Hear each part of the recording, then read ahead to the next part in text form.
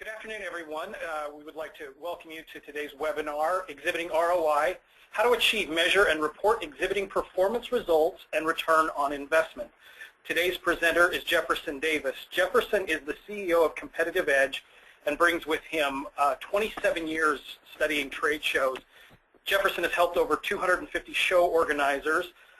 He's been presenting exhibitor sales seminars for 24 years and has worked with 50 of the top 200 trade shows in the world. He's also consulted with over 270 different trade associations. So we're really excited for today's webinar. Jefferson? Thank you, Michael, and thank you to everyone again for logging in. You know, as I mentioned earlier, everyone at the Education Market Association is really committed to delivering maximum value for us as exhibitors, and as part of this commitment, they provide the Exhibitor Success and ROI Center.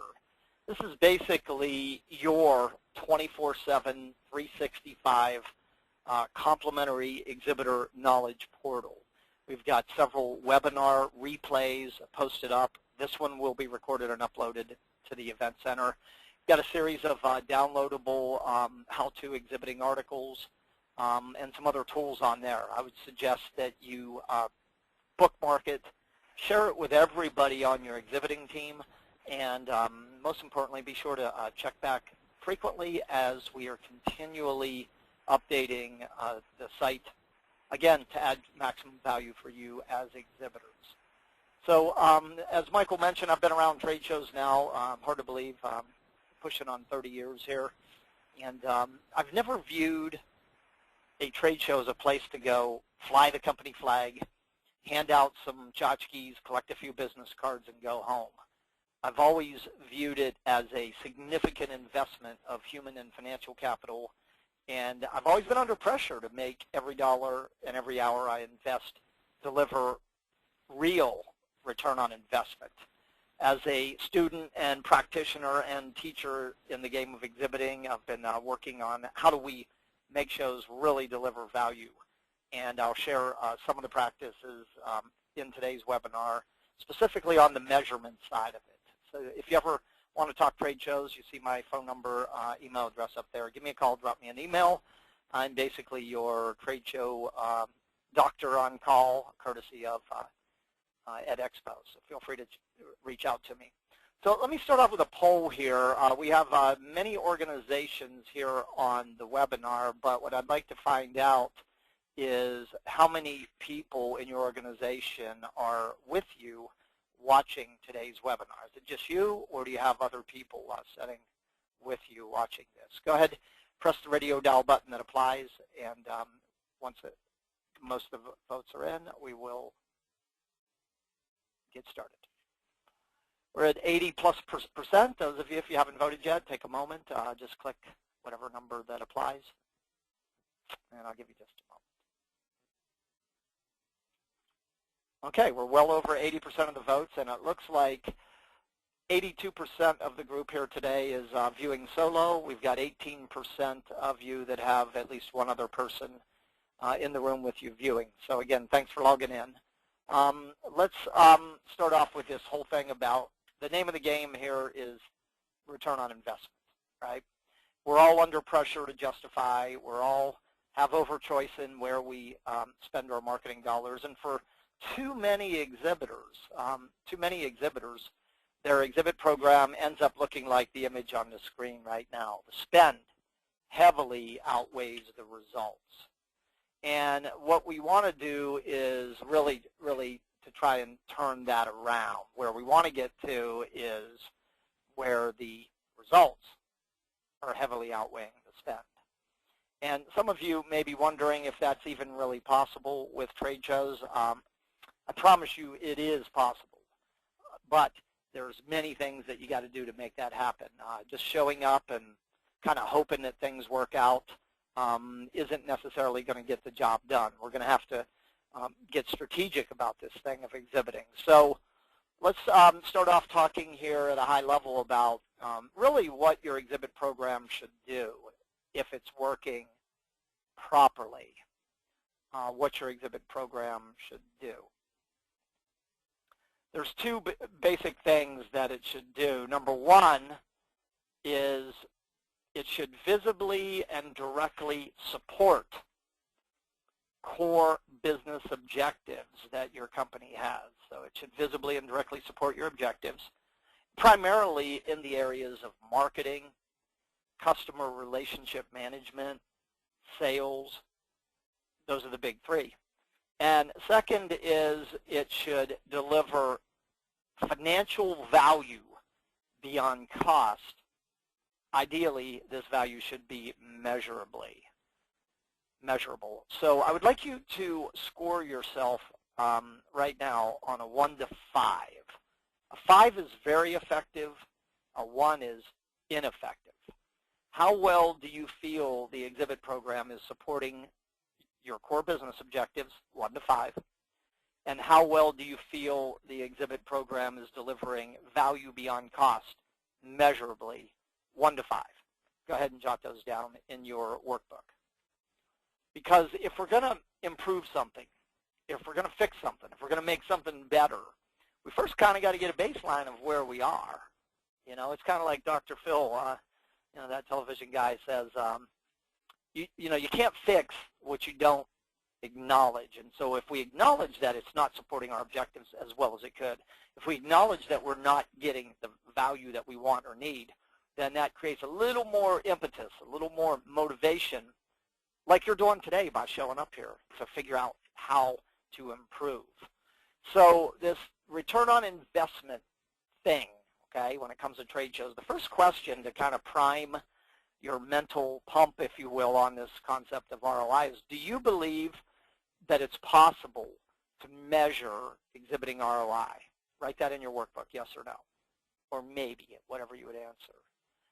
Second, do you measure? If you say it is possible or you think it's possible, do you measure? And the third question would be, how or what do you measure? What are you measuring now? What do you know? And then the fourth question would be, if you didn't put a 5 in terms of supporting your goals, delivering value beyond cost, something's blocking that. What factors do you feel are most limiting your company's ability to get return on investment from shows? By the way, I would like for everybody who wrote in your workbook below a 5 in how you scored yourself on those two outcomes, if you could, via the question queue function, if you could send me in a word or two what factors you feel are most preventing your ability to get trade show ROI, I would love to hear those. And your response will be anonymous, and I would like to share some of these factors with the audience. So go ahead and type in what factor you feel is most limiting your ability to get ROI. Send it to me through your question queue right now. And while you're thinking about that, I want to kind of step into some of the prerequisites of putting a exhibit ROI measurement program in place. The first one is this. The way you look at something determines how you see it and determines what you'll do. And we need to view our exhibit program not as an expense, but as an investment. Okay, so this first prerequisite is coming from an investment perspective. Because here's the thing. If you view trade shows as an expense, I can virtually guarantee they will end up as an expense for your company. On the other hand, if you view trade shows as a sales, marketing, customer relationship management investment, you will do things differently. You will see things differently. You'll greatly increase the odds that it becomes an investment that delivers ROI. So our first prerequisite is view it not as an expense, but as an investment. Second, which kind of builds off the first perspective, is you have to develop what I like to call a get from versus get through perspective. And that's not just you listening to this webinar with me today. It's everybody in your organization that is going to be involved in planning, executing, working, and following up on the show. Because if you have a get-through perspective, you'll only do enough to get your booth and your people and your products and your literature to the show. Okay, so we got to make sure that we're coming from a get from out, not just a get through perspective. Get through, okay? Third prerequisite is a lot of you listening to the webinar today are in the marketing departments for your company. Maybe you're a marketing manager, a marketing assistant, a marketing coordinator, and somebody said, hey, you run the trade show program for us here, and you end up getting caught in what I like to call the logistics trap. So 95% of your pre-show time is spent on get the space, booth, people, products, in, up, down, out, back, and on time. And you have to do that stuff. That's called dealing with the logistics. But if that's all you deal with, then you're not investing enough time in the critical success factors, the strategic side of the game. So we've got to carve out some time to get strategic, and we have to invest more time on critical success factors. Okay, and there's a lot of content up on the EdExpo Success and ROI Center, which will take you for a deeper dive on those 4 things. But one of the first things you got to do, okay, is if you're going to get real value and real results from a show, is you've got to move from having reasons like visibility, awareness, presence, leads. Those are all reasons, and they're valid reasons for exhibiting, but here's the thing. That's where most exhibitors stop. The first critical success factor is outcomes. Write that down, outcomes. Here's the major question that every exhibitor needs to be asking. When the doors close on EdExpo, 6 months, 9 months after the show, how will we know we succeeded? Okay, so you kind of reach out and you go, what does success look like 6 to 9 months after the show? And then you reverse engineer that outcome. Okay, so there's a process you use in terms of what are your company's goals right now in the areas of sales and marketing and customer relationship management for the upcoming year. Okay, and then you begin to set specific exhibiting goals that support the annual corporate goals in these 3 major areas. Goals. Then you back each goal up with a written action plan. There's a quote I like to share. One of my mentors told me early in my career, and I was blessed to hear this. He said, don't just think it, ink it. Don't just think it, ink it. So you sit down and you create a written action plan. How are we going to do that? Then, once the plan is created, you communicate that to everybody that's involved, everybody involved on your teams. Okay? So they know what? The goals, they know their roles, they have ownership for a piece of or a part of these outcomes, and then you identify how are we going to measure each of these goals? What are the metrics? Okay, and what information do we need to collect, and where and when are we going, and how are we going to collect this information? And then we set up checkpoints pre, at, and post-show. That is the process of exhibiting by objectives. I think there's only 2 ways to exhibit. You either exhibit by objectives, which is reasons, goals, plans, communicated, executed, and measured back to, or you exhibit by hope. You rent space, you show up, and you hope. And if you're not getting what you want from trade shows, I can tell you exactly where to start. Exhibit by objectives. That's how we begin to turn this around. So again, there's a lot more content on this planning for success. But I think Stephen Covey, one of the great writers and thought leaders of our generation, in his book, 7 Habits of Highly Effective People, said, begin with the end in mind. He also said there are two creations to everything. There's the mental creation, the blueprint, the plan. Then there's the physical creation, going out, following, executing the plan. That's what we're talking about here. So I could quit this webinar right now and say, I'm not going to share anything about measurement, and if every one of you would actually take this exhibiting by objectives to heart and really work through this, you would be well on your way to improving your ROI. Okay? So, measure. Why measure? Well, I'll start with a few quotes I like to share on measurement. Number one, what gets measured gets done. Another one, what gets measured gets improved. I'll add a third one. What gets measured gets you noticed, and where improvement is involved gets you noticed positively.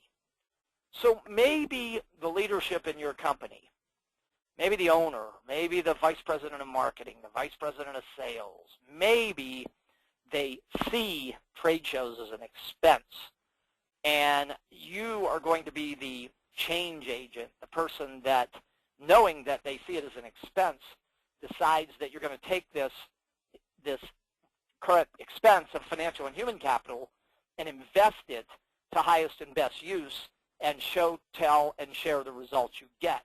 The first reason any one of you on this webinar should measure today is to improve your value within your organization. The more of your time that is spent on shows as part of your job function, the more you got vested in making sure this program delivers results, okay, for yourself, for the company, for everybody. So that's the first reason. Second, why measure is if you're questioning the spend and you're going, wow, we're spending all this money and all this time, then you should be measuring. Why? To justify. And the third big reason is your measurement system will not only be a revenue forecasting tool, but equally it will be a business intelligence tool, something that will help you discover what you're doing well so you can keep doing it, and where your blind spots are, where your gaps, where your holes are, and how to improve them.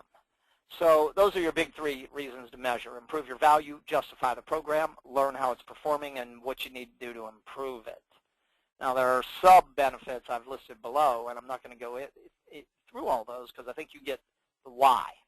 And I'm a big believer that whys precede hows. If you have a strong enough why, you'll find out the how. Measurement is in everybody's best interest today. Okay?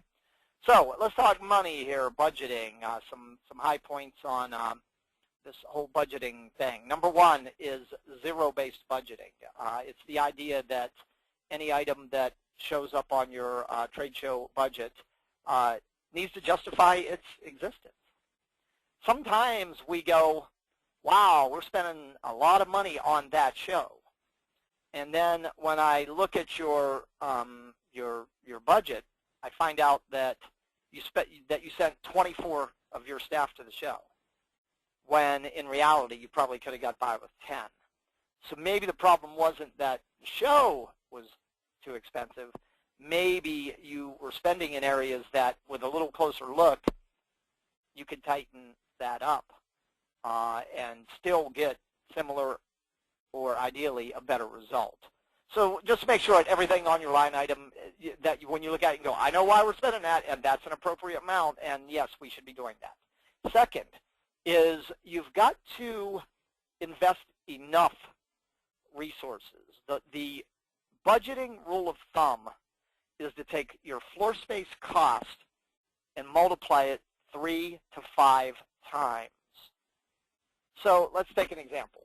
If you were in a single booth and your floor space rental cost was $3,000, minimally your show budget should be $9,000.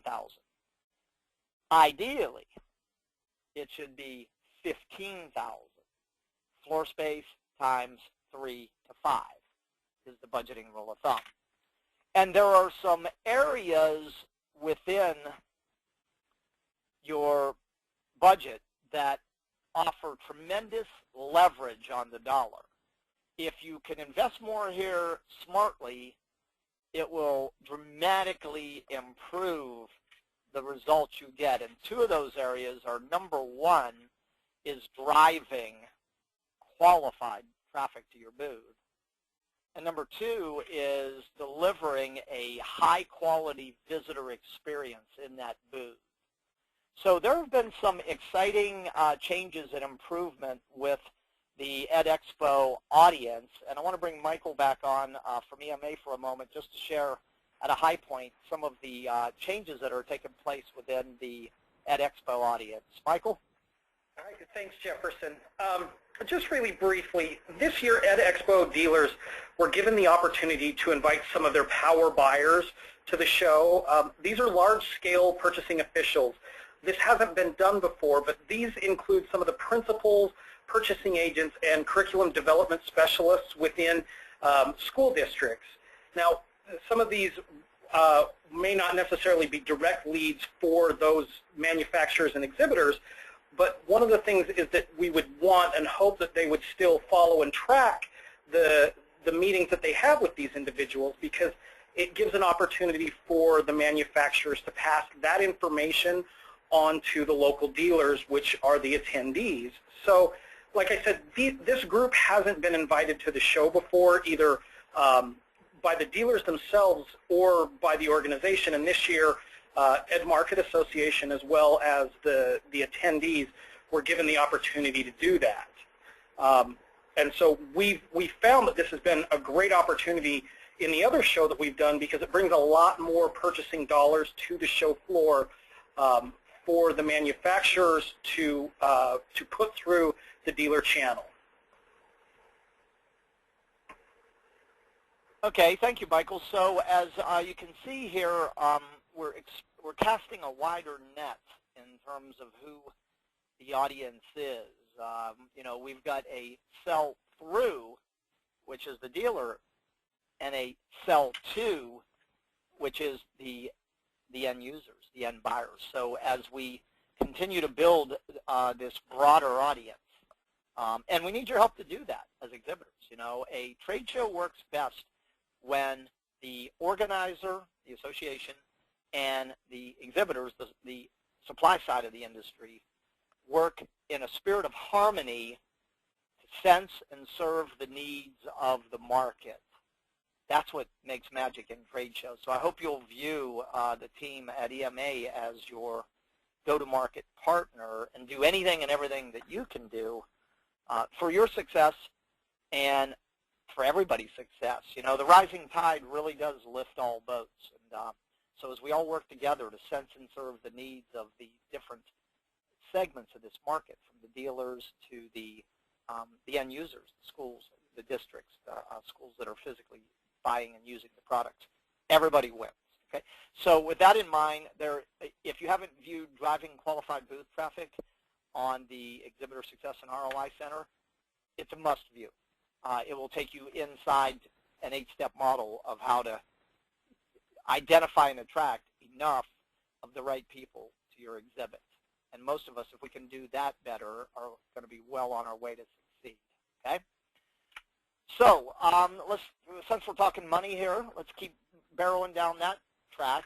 The average company today allocates 40% of their annual marketing budget goes to exhibiting and event marketing, 4 out of $10. And that dollar gets carved up into 9 areas, as you'll see on the screen. 9 areas. Remember I said earlier the leverage points are the promotion of your exhibit, that orange slice up there, and the red, your exhibit itself, the experience within, and that 1% of pink up in the middle, your exhibit staff. These are the areas where you want to invest a higher percentage. Okay, so these are averages, so it's good for you to know, hey, where's my dollar going compared to these 9 areas? And here's the thing, if you're a little above or a little below, it doesn't mean that you're wrong, but it does mean you should probably look under the hood, take a closer peek, see what's going on here, okay? Make sure that you're not out of line. I mentioned earlier, I'll have times where when I analyze an exhibitor show budget, you see that green slice over there, travel and entertainment? I've seen that be as high as 35 to 40% of the total show budget. And so this would be another benchmark, an indicator that something may be amiss in your program. So make sure you know where the dollar is going and set it up by area and compare it to these averages. Okay? Saving money, big topic. And it's not the primary focus of this, so I have put a lot of this in your workbook. I would really strongly encourage you to look at all these and all the resources and really look at each expense area and make sure that you're optimizing and that you're doing the best you can by each expense area. So questions. Let me open this up for a peek in the queue, and then we're going to get into measuring and performance here. Let me take a peek what we've got.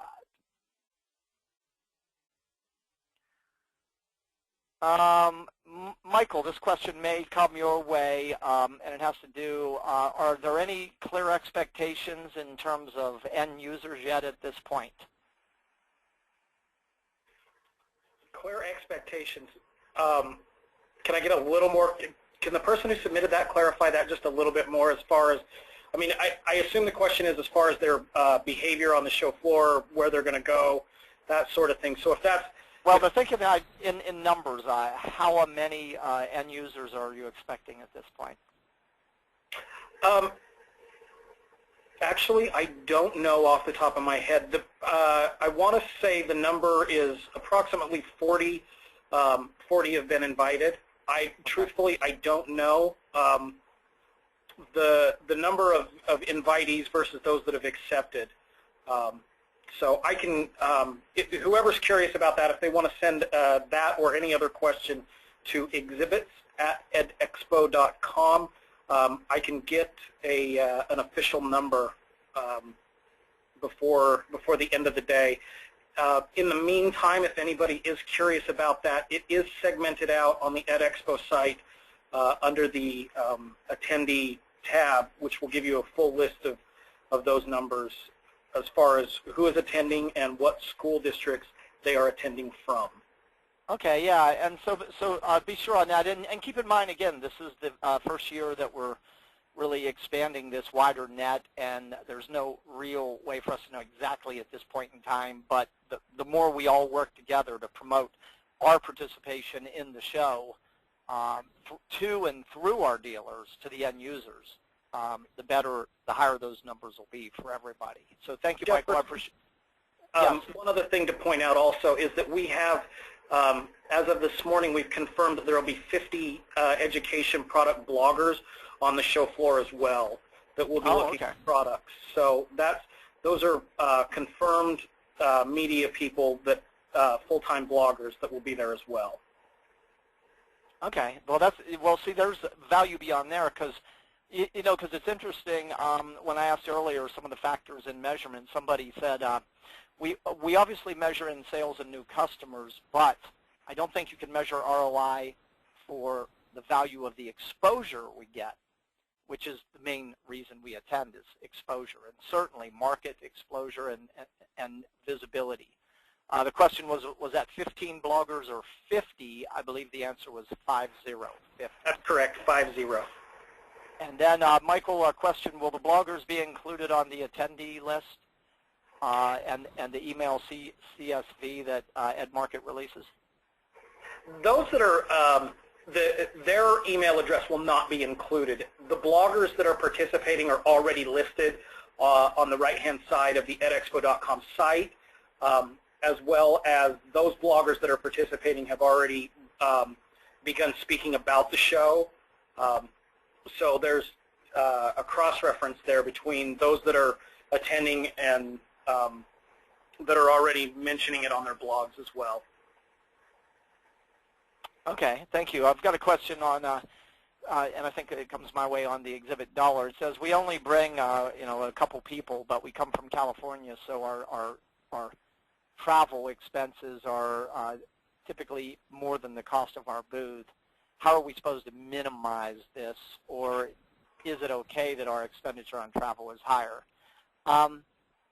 Minimizing travel, man, it's really a function of timing with that. You all know with airfares that you can look on. Today I can look at a flight that would be to Vegas. In fact, I'm going there, and the flight was $960 coach round trip, which is mind-blowing.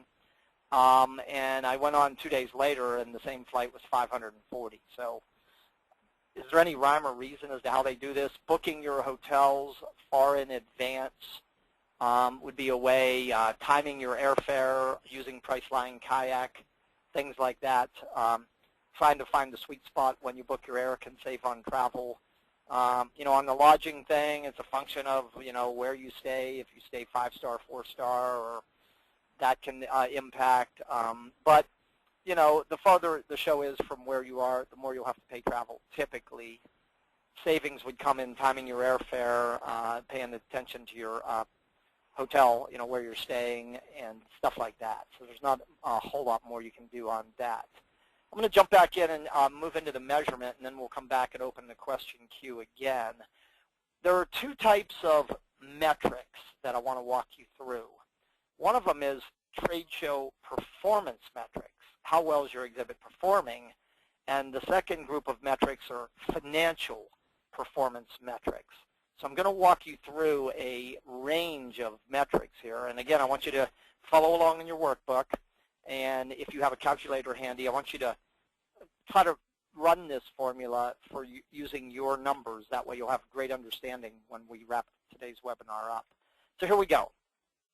The first metric is a performance metric. And here's the big idea. What you're really buying at a trade show is face-to-face contact with your market. That being said, you do not have an infinite amount of capacity for face-to-face interaction. In fact, you have a very limited amount. It's very important that you understand what that amount is. This formula will help you do so. So what you do is you take the number of exhibiting hours in the show. In my example, it's got 23. Then you multiply it by the number of staff that will be in your exhibit on average for all 23 hours. In my example, 2.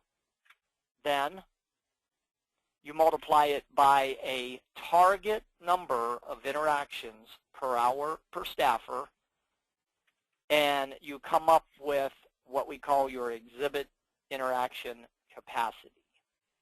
In this example, it's 138. Okay, now a couple thoughts here. Booth staffing, the rule of thumb is 50 square feet per staffer. If you have a 10 by 10 booth and you tell me you're going to put 4 of your booth staff in there, I'm going to tell you that you have a problem. It will be no space for who? The attendee, the most important person. The staffing rule of thumb is 50 square feet. If you're in a 10 by 10, you got space for 2, maybe 3. So keep that in mind as you use this formula. The second is the variable on interactions per hour per audience, per staffer, I'm sorry.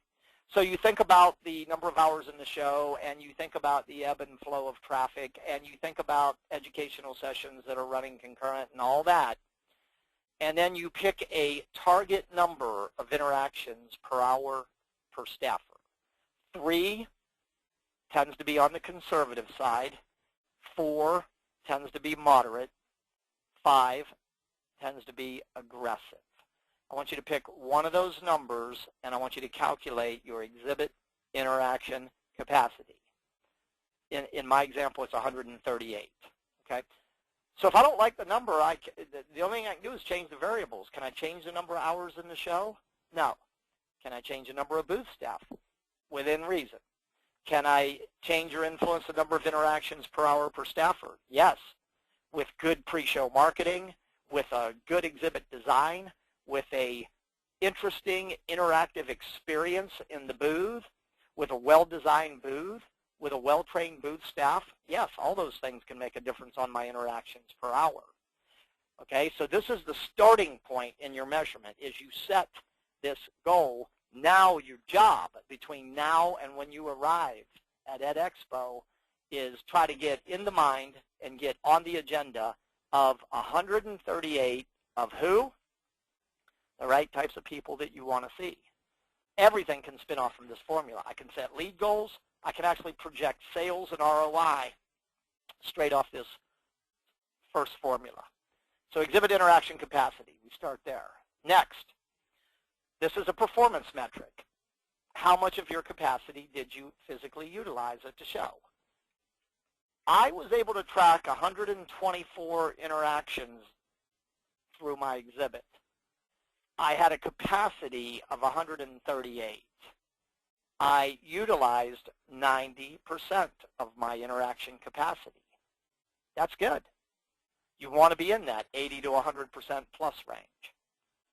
So what are you measuring here? We had the capacity for this number of interactions based on our count. We can accurately or estimate that we had this many face-to-face interactions. So we utilized 90% of our capacity.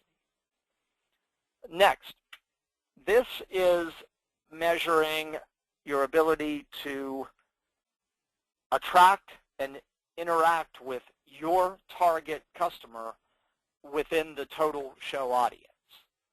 Okay, so let's say that you had 124 exhibit interactions.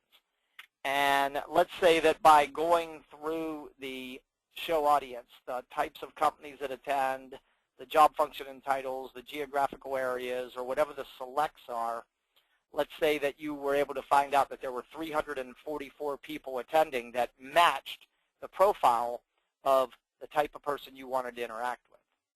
Okay, so in this example, I was able to attract and interact with 36% of my target audience. I got a little work to do here because the benchmark, the performance standard, is 45%. So now I have to look at things. Did I do a good job of pre-marketing? Was my exhibit design and imagery and messaging, did it grab attention? Did it quickly communicate what I did? Was there something interactive and interesting and valuable for the attendee to do in my booth? Was my booth staff really working the show, standing, greeting people as they pass, engaging people? I need to raise my attraction efficiency. The problem wasn't that they weren't at the show. The problem was they weren't at my booth. And that's a different problem. And it's easy to generalize on that. They're not at the show. Hey, if the show has 800, 900, 1,100, whatever the number is, of dealers and or end users, and you only have the capacity for 138 interactions, there's more than enough of the right people at the show. And what you got to do is get their attention and get them to your booth. And yet we can generalize about this as exhibitors. We can go, well, there's not enough people at the show. Well, if there's 2, 3, 4 times more than you have the capacity to handle, there's enough at the show. The challenge is, are you getting them to your booth? Are you interacting with them? Okay, so that's what attraction efficiency measures, and that is a performance metric. Let's shift over to financial performance metrics. Remember earlier we said trade shows are about face. They're about face-to-face contact. So can you put a numeric value on face-to-face contact? Can you calculate it? Answer is yes. It's pretty easy to do for an exhibit program, so here's the example. Let's say that my total show investment was $15,000, and I could track 124 interactions during the show. I divide that number, and I have a cost per interaction of $121. Now here's the question. Is that good? Is it bad? Is it high? Is it low? Well, depends on what you compare it to. In North America, the average cost of a field sales call to put somebody from your company in front of a buyer out in the field is $596. I'm generating it at EdExpo for $121. not too bad. You know what? I've got a financial basis for evaluating what I'm getting here. And what is it? Measure cost per interaction. Okay? Now, the next thing you should be measuring, and this is a very important metric, is your cost per lead. Take your total show investment, divide it by the number of leads you captured, you have your cost per lead. So here's another question. Is it high? Is it low? Is it good? Is it bad? Well, it depends on what you compare it to. The first thing you would want to compare it to is the average cost of a B2B trade show lead, which is $283. Another thing you would want to compare that to would be other lead generation media you're using. For example, if you're doing print advertising and you're spending $500 a month on a print ad, and it's bringing, 5 inquiries a month, then what's your cost per lead over there? $100. Here's a more important thing to compare your cost per lead to. Your average sale amount or your value of an average customer. Example up here. So if I had a $400 sale amount and my cost per lead was $200, I have a problem. 50% of my revenue will be devoured by my lead acquisition cost. Not good. On the other hand, if I have a $200 cost per lead and I've got a $20,000 value of customer or average sale amount, I'm not looking too bad. 1% of my revenue will be devoured by lead acquisition cost. So you should definitely be measuring your cost per lead, comparing it to the B2B average, comparing it to other shows and other media you use, and most importantly, comparing it to either your average sale amount or the value of a customer. Easy to measure. None of these are rocket science, but they will definitely begin to help you understand what you're buying, what you're getting, the value you're receiving, and how well the exhibit is performing, that's what we're working for. Okay, you should never go into a show with, that if business development is a goal, you should always have clear lead goals. And the fastest way to get to your lead goal is to take your exhibit interaction capacity, remember that first formula, and multiply it by 0.25, 1 out of 4, convert to lead. So you should be setting a firm lead goal for the show. So my goal is 100 qualified leads. I captured 75. How'd I do? I achieved 75% of my goal. I was off the mark. I've got some work to do. Then I break it down by how many of those were A leads, how many of those were B leads, and how many of those were C leads, so I can see the value that I'm getting. So set a lead goal, track the number captured, break it down by A, B, C, so you can start getting a sense of value that you're getting. Okay? Here's a big one. A lot of you who are principals or manufacturers who sell through dealers and may never be able to close the loop, know whether or not the lead converted to a sale, this metric is worth its weight in gold to you to try to determine the value you're getting from the show. So let's say that I captured 75 leads at the show. And let's say that my average sale amount was $3,000. Then I have generated $225,000 in potential revenue for my company. Okay, so how am I doing here? Am I looking good? Am I looking bad? Well, when I divide that by my total investment in the show of $15,000, look at this. I've got a 15-to-1 soft dollar return on investment, which I'll define soft in more detail in a moment. Here's what I'm saying. Every dollar that I invested into EdExpo generated $15 of potential revenue for my company. Because I sell through dealers and I can't get them to report what became of the lead, I'm not saying you can't do that. Some of you can do that, okay? But a lot of us struggle with that. I need a way to justify the investment. I just did it. every dollar generated $15 of potential revenue from my company through my dealers, potential value of leads. Okay. Now, obviously, if you write orders at the show, then it's pretty easy to track how many orders did we write and what was the amount. The end game is over time tracking what became of all those leads and how many of those converted to business. So let's say that it is 9 months after EdExpo, and I go through all of the people I interacted with at the show, and I can trace $250,000 in orders from the people we interacted with at the show. Okay, there were 100 orders, so my average order amount was $2,500.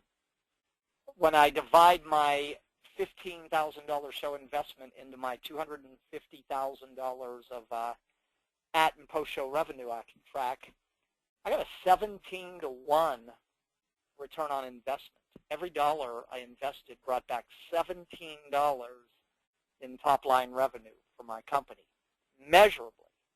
Now, I'm wondering at this point, how many of you listening to me here today, that if you could be the one that took what might be seen as an expense and brought some good, solid performance measurement and metrics into the play, how many of you might become heroes for your companies? I'm imagining a lot of us listening today. So what am I doing here? It's 9 months after the show. I'm looking at all the orders I can trace back to people we interacted with at the show. I was able to track 250,000. I got a 17-to-1. Now, let's move into ROI targets. What should you be shooting for? Well, the first level is 1-to-1. Right now, if you are not getting ROI at all, the first place we got to get you to is 1-to-1. Dollar in, dollar back. The show is paying its way. But that's not exciting, right? I mean, you hand me a dollar bill, I turn around and give you your dollar back, you know. But I guess it's better than me turning around and walking away with your dollar, right? So 1-to-1 is better than 1-to-0, right? So if you're not there, let's get there as fast as possible.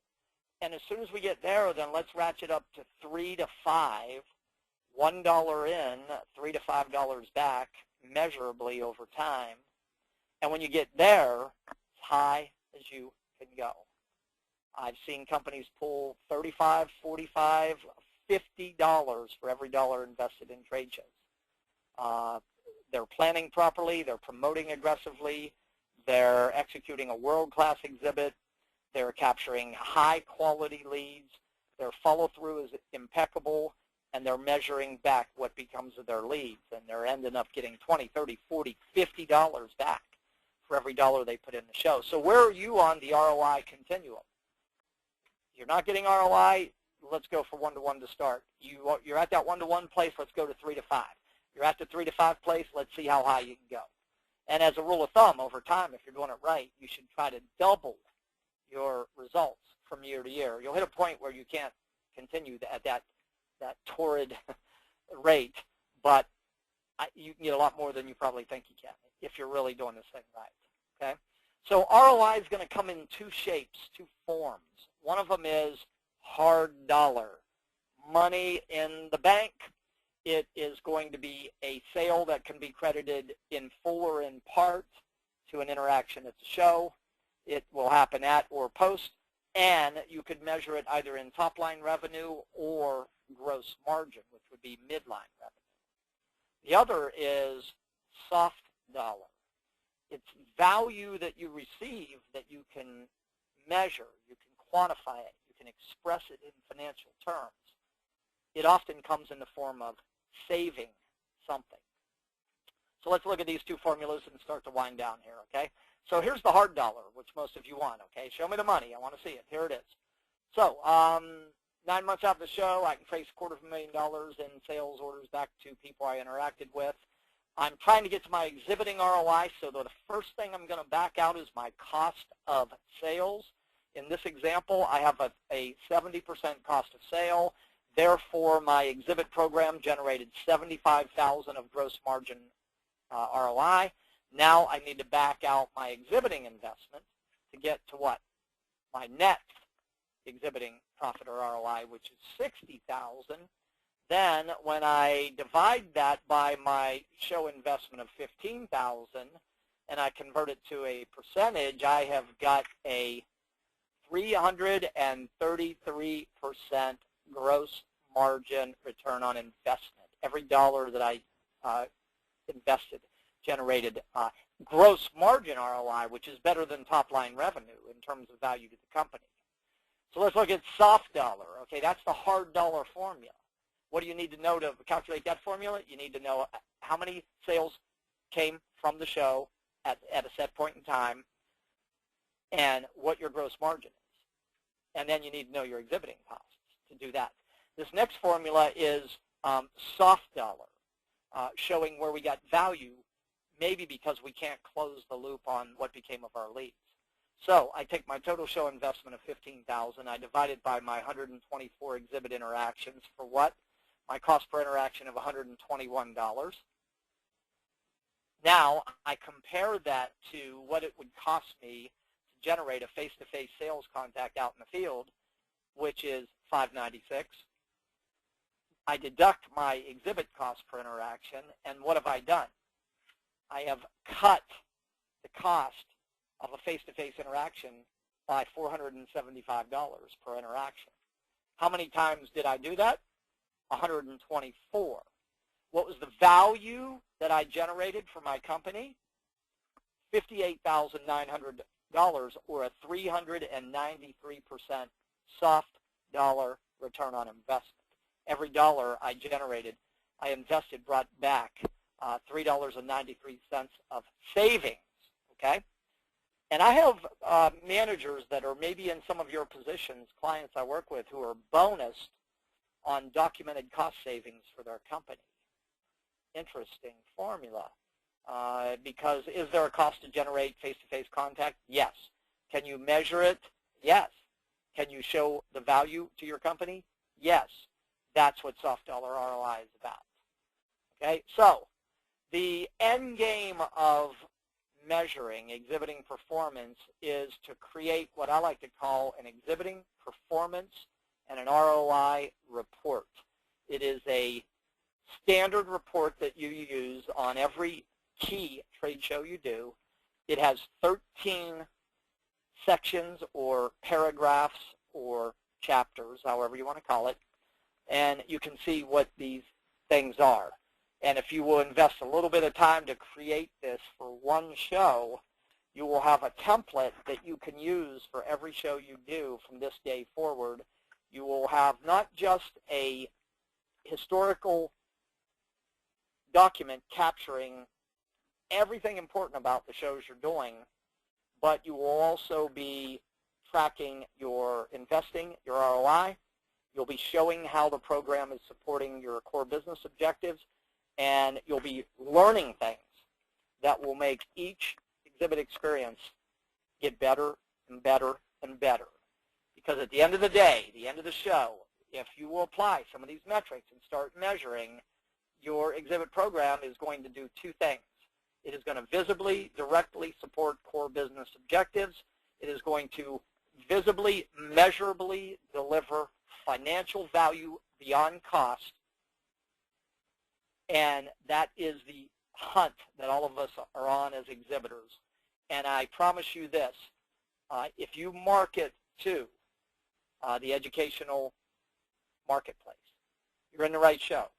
You just got to do your part, okay, and use what you're learning through here and work the show, pre, at, and post. Because if you will, I can kind of wind down this presentation on ROI, really not by wishing you more productive and profitable trade shows, but if you'll use the ideas that you're learning, I guarantee you will get a lot more from your time and investment in shows. So with that, I am going to open it up for questions on anything we've covered on this webinar so far. And while I do, I'm going to toss it back to Michael for any thoughts or closing comments from the EdExpo team. Michael? Well, thank you, Jefferson. First of all, I would like to thank everyone that has attended today. We appreciate you taking the time out of your day to join us, and we're certainly grateful to you, Jefferson, for taking the time as well. Just a couple of pieces of housekeeping. First of all, We hope that you will will respond to the questionnaire that goes out afterwards. And then also, if you have any questions regarding this webinar or questions about the show, you can always contact us, exhibits@edexpo.com. Okay, thank you, Michael. I've got a few questions coming in that I want to address. One of them is that I sell through dealers, and I just cannot get the dealers to tell me what is becoming of our leads. What do I do? I have some specific suggestions for that. Number one, engage the dealer before the show and tell them that you are going to put a program in place to improve the quality of the leads that you capture. Ask the dealer, besides name, address, and contact information, what information would you like us to capture to help you better value the lead? To get the dealer to tell you what they want in terms of information that comes with a lead, that was my first suggestion. My second suggestion is calculate and share your cost per lead with your dealers. So if you paid $250 for a lead and you handed a dealer 10 leads, you're handing that dealer $2,500 of your company's capital. I think they need to know it. I think you should communicate it. I think there should be an expectation that they report back. Did they follow up? What became of that lead? So second strategy, calculate and communicate cost per lead to dealers. Third strategy, they're not employees, and whether they're an exclusive dealer or a non-exclusive dealer could have some variance as to how much pressure, so to speak, that you could put on them to report. But consider a contest. If you're selling through multiple dealers, so you might put together a contest saying the dealer that converts the highest percentage of their leads to business and reports within 90 days of show closing time wins X. And what is X? X could be whatever you wanted it to be. Think about your dealers, who they are, what they might respond to. So put a contest out there and keep score and let dealers know who's winning the contest. Dealers at the end of the day are salespeople, and they're a very competitive bunch, and they want to win, okay?